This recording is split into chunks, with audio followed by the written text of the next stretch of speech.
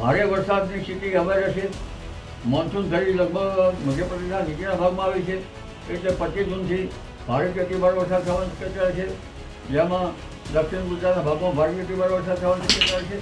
આ ઉપરાંત ઉત્તર ગુજરાત, મધ્ય ગુજરાત, પૂર્વ ગુજરાત, કચ્છના વગેરે ભાગોમાં વરસાદ થશે.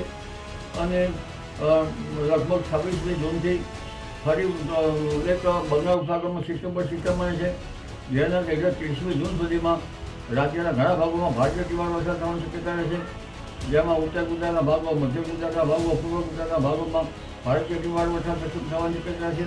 દક્ષિણ ગુજરાતના ભાગોમાં અતિભારે વરસાદ થવાની શક્યતા છે અને સૌરાષ્ટ્રના ભાગોમાં પણ અતિભારે વરસાદ થવાની શક્યતા છે.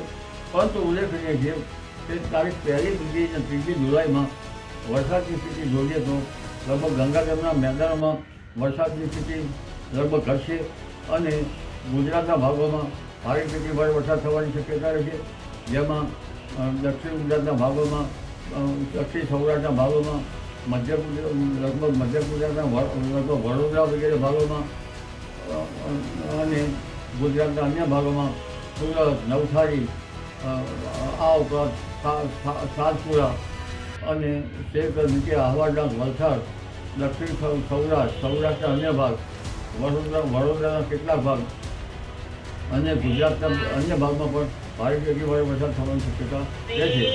એટલે દક્ષિણ ગુજરાત અને દક્ષિણ સૌરાષ્ટ્રમાં અને ગુજરાતના જે મધ્ય ગુજરાતના ભાગો અને અન્ય ગુજરાતના ભાગોમાં ભારે વરસાદથી જનધને સાચવવું, નીચાણવાળા ભાગોમાં પાણીનો ભારે નિકાલ કરવો, કારણ કે વરસાદમાં અતિભારે વરસાદના વાહનો હવે એક પછી એક આવી રહ્યા છે.